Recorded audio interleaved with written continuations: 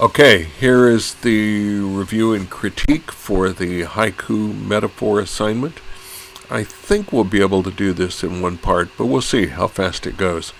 You all did some really interesting stuff. The real purpose of this was to get you to think out of the box, to start thinking about the stories behind your photographs, because they all have one, whether you intend it or not.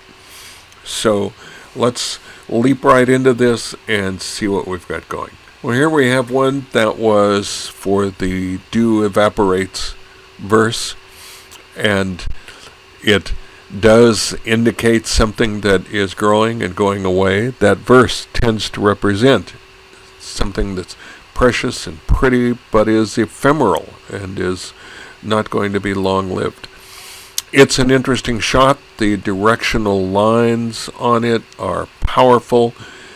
They're leading you right into the mountains for some reason.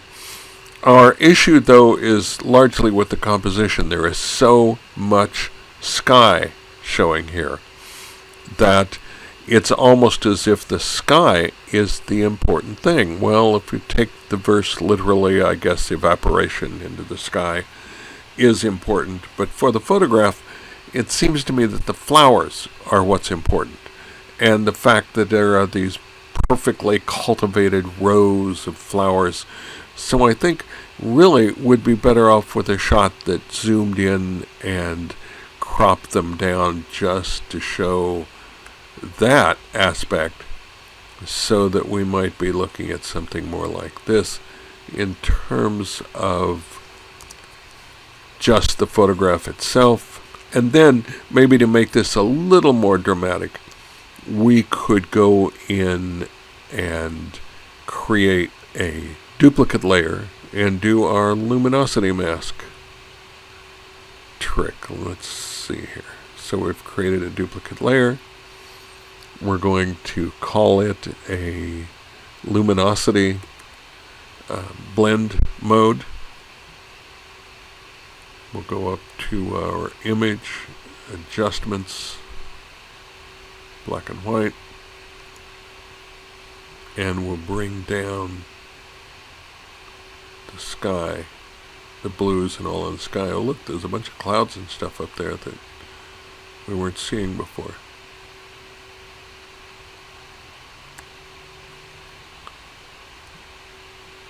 So now we have a much more dramatic sky. The clouds could arguably pick up on the flower shapes and the little poofs of blooms and all of that. So we could enhance this a little bit. But it was an interesting approach to the verse. So let's go on and check out the next one. Now we have the abandoned board. It was interesting. We didn't have many people tackling this one this semester. But it turns out that this interesting pink harp, small harp, almost like an Aeolian harp, was in a thrift store. It had been tossed away as junk, and here's someone who got it and is playing it. It'd be interesting to know how it sounds as a harp, if it's actually a good workable instrument. I think it's an interesting interpretation of that verse. The only thing I would do is probably straighten up these lines a little. They are kind of falling off of the edge over here. And we've got these nice shapes in the person playing the harp, the color of it. It's interesting the way these chalk squares kind of pick up on this color. So I think this is the only thing I would do to this is straighten it up a little. The only other thing I would do is, as a photograph, consider making this a vertical, where we're really picking up the harpist and the harp being played. But this is a nice interpretation of it. Good job. Need friends ever speak? And here are two young friends out climbing trees, playing in the trees, not appearing to pay much attention to each other, but they are together. And according to the backstory, they are really kind of the best of friends. So this is very cool. I like the shot. It's really well done. The backlight is dramatic and nice. The colors are good. he did a good job with this. There's not much to say about it other than this a really nice shot, and it's a nice portrait of this child and her friend, who apparently is very shy. It's perfect for all of that. Good job. Well, this is an interesting shot of this person. I don't know, is this Vegas? I don't know where this is with the interesting overhead display. And there's a number of different ways this could be interpreted, but unfortunately none of them were listed as the instructions asked to know exactly what this shot's about. But it is an interesting shot.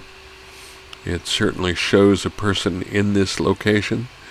Because of the spacing, both the person and the location seem to have about the same weight. The White Castle in the background, is that some interesting connection, metaphorically, with this? I don't know, but it is an interesting shot. Another interpretation of the dew evaporating here with the dead seed pod that was once pretty, once had life, potential all encapsulated in it, and is now beyond that, is now dead and dying. I even like the somewhat desaturated approach to it, but I think I would come and crop this in a little bit because our real shot is here with this seed pod.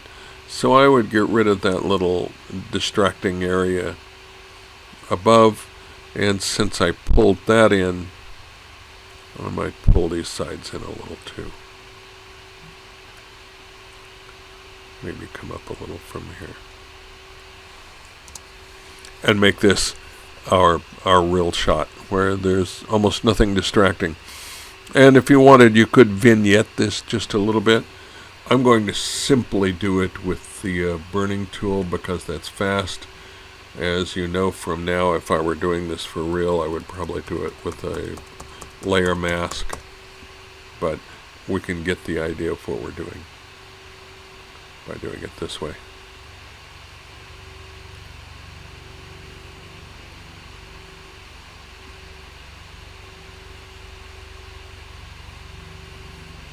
And now we've made that seed pod stand out just a little bit. So this was an interesting interpretation of it. Did a nice job with the photography. It's a nice macro shot. So good job. Well, here we have a really hard-edged view of the verse on the bee fluttering its wing in a web. Here's a person in some difficulty here, getting all of this aid, medical aid.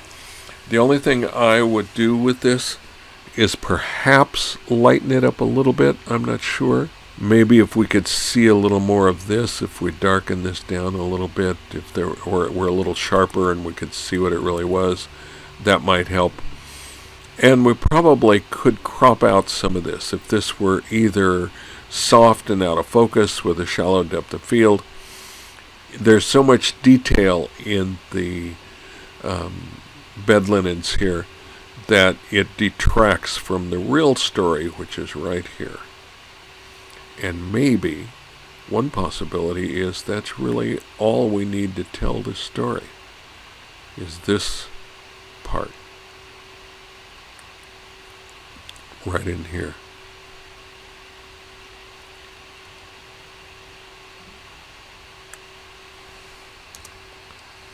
And then you could decide, do you really need to identify the person in the shot as it is, where you can see him?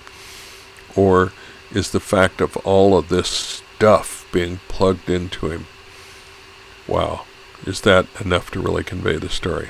I'm not sure. But there are some options for you. A good but brutally personal interpretation of this shot, or of this verse, rather. Nice job. The black and white really helps tell the story of this. Well, another nice rendition of the friends who are both having their coffee, or maybe hot chocolate in this case, or whatever it is, not seeming to pay attention to each other, but probably close friends. Nice shot, nice interpretation of this. The photograph is nice, the composition works pretty well. Again, I might go in and consider darkening down these these areas where the window is so bright. And what I'd probably do is cheat on this. Instead of just trying to darken what's there, I might pick up this color. And I'm going to tell the brush to darken. I don't want to make that particular area any darker. But with this, now, maybe let's make this brush a little bigger. For some reason my bracket key isn't working, so I'll do it the hard way. Okay.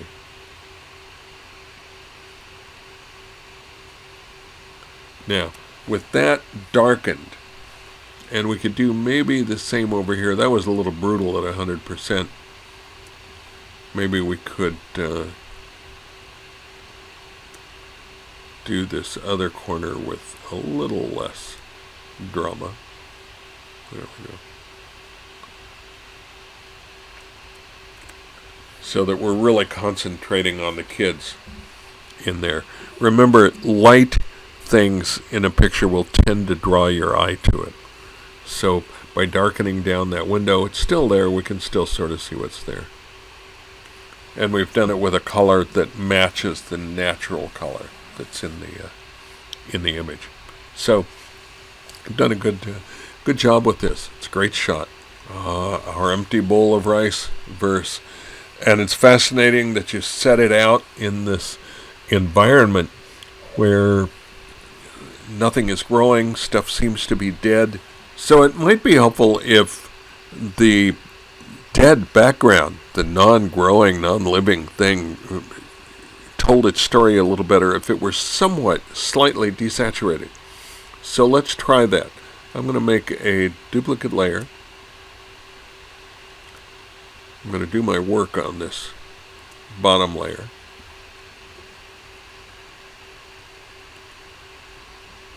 Then I'm going to come up and grab my image adjustments, saturation tool, and I'm going to slightly desaturate. I think I may be able to pull this off with one thing, just desaturate the reds a little. And maybe the yellows.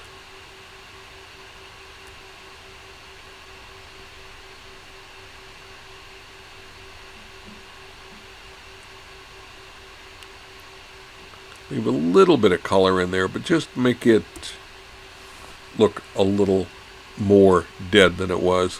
Now we'll come back up to our top layer. We'll make this into an inverted layer mask by holding down the Alt key while we click on this.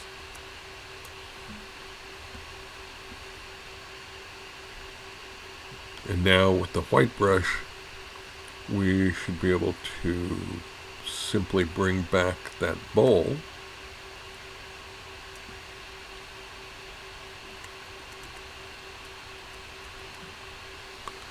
And with a smaller brush,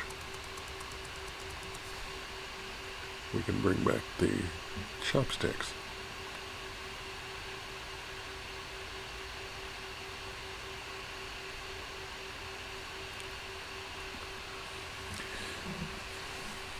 And now it's a subtle difference, but maybe we've added to the desolation around it by subduing those tones, making the bowl really stand out. Now, one thing that's interesting, I've always wondered this. Couldn't you get more food from the bowl to your mouth if you used the big end of the chopsticks? I don't know. Seems logical to me. Anyway, let's go on. Interesting shot. Nice interpretation. And now our last shot for this series. This was from the verse about the footprints disappearing into the sea. This could have worked even without the person in it, because this area with the rocks and the tide pools and all are almost like a series of footprints that do become the sea, in fact are created by the sea. So this could work it also adds something to have the person sitting in here looking out over these footprints, looking out to the sea in some really interesting pose where it looks like she's really thinking about, is very pensive about what's going on here. It's a very interesting interpretation of that. Nice job. Nice job. Okay, so that's it for the haiku. We got it all in one session, and now all that's left is the final portfolio shot. So cool. I'll be looking forward to seeing those. See you then.